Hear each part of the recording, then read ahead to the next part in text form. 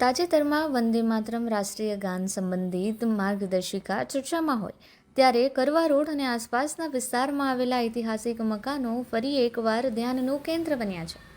સુરતના કરવા રોડ વિસ્તારમાં કેટલાક એવા મકાનો છે જે સદી જેટલા જૂના હોવા છતાં તેમની દિવાલો પર વંદે માતરમ અને જય હિન્દ જેવા શબ્દો દેશભક્તિના સંદેશને જીવંત રાખ્યો છે. એક સમય એવો હતો જ્યારે 15મી ઓગસ્ટ અને 26મી જાન્યુઆરીની ઉજવણી માત્ર એક દિવસ પૂરતી મર્યાદિત રહેતી નહોતી. નવી આઝાદી મળ્યા બાદ વર્ષો સુધી આ બંને રાષ્ટ્ર પર્વની ઉજવણી અઠવાડિયા સુધી ચાલતી હતી. શાળામાંથી વિદ્યાર્થીઓની પ્રવાસ ફેરીઓ નીકળતી, મીઠાઈઓ વહેંચાતી અને સમગ્ર શહેર ઉત્સવ મનાવતું. આજે ઉજવણી મુખ્યત્વે શાળા અને સરકારી કચેરી સુધી સીમિત થઈ ગઈ હોવા છતાં જૂના મકાનો પર દેખાતી દેશપ્રેમની છાપ ભૂતકાળની ગૌરવગાથા યાદ અપાવે છે. મકાન નવાપરા ખાતે આવેલું છે. છગનલાલ ઉત્તમચંદ સરૈયાએ બનાવેલું અને તેઓ એકદમ ધાર્મિક વૃત્તિના હતા અને જૈન શાસ્ત્ર મુજબ આ મકાન બનાવેલું. કરવા રોડ ખાતે જૈન મોલ્લો છે. આ પણ આશરે 500 વર્ષ જૂના મંદિરો અહીંયા આવેલા છે.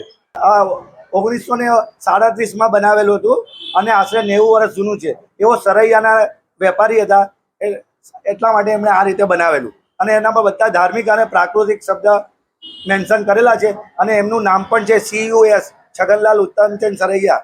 એટલે જે સરૈયાને લગતી જેટલી આઈટમો છે તે બધી મકાન પર એમણે પાડીને બતાવેલી છે. કરવા રોડ પર વિસ્તારમાં આવેલું લગભગ 90 વર્ષ જૂનું સરૈયા સદન નામનું આ 4 માળનું મકાન ખાસ નોંધપાત્ર છે. સ્વતંત્ર સેનાની સ્વર્ગસ્થ છગનલાલ ઉત્તમચંદ સરૈયાએ 1937માં બનાવેલા મકાનના બીજા માળે મહાત્મા ગાંધીની નાની મૂર્તિનું સ્વરૂપ સ્થાપિત કરવામાં આવ્યું છે. હાલ આ મકાન બંધ અવસ્થામાં હોવા છતાં પણ તેની ઉપર લખાયેલું વંદે માતરમ આજે પણ લોકોને દેશભક્તિની ભાવના સાથે જોડે છે.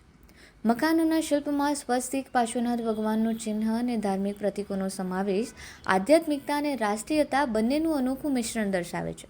એટલું જ નહીં, આ રોડ પર બીજું મકાન પણ આવ્યું છે જે પણ ધર્મોની એકતાનું પ્રતીક બન્યું છે.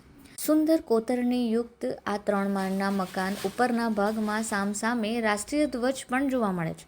તેમની વચ્ચે ઈસુ ખ્રિસ્ત, ભગવાન મહાવીર, ગૌતમ બુદ્ધ, મહારાણા પ્રતાપ અને છત્રપતિ શિવાજી મહારાજ જેવી મહાન હસ્તીઓની પ્રતિમાઓ પણ સ્થાપિત કરાઈ છે. સાથે જ વંદે માતરમ લખાણ ધાર્મિક સૌહાર્દ અને રાષ્ટ્રપ્રેમના સંદેશને મજબૂત બનાવે છે.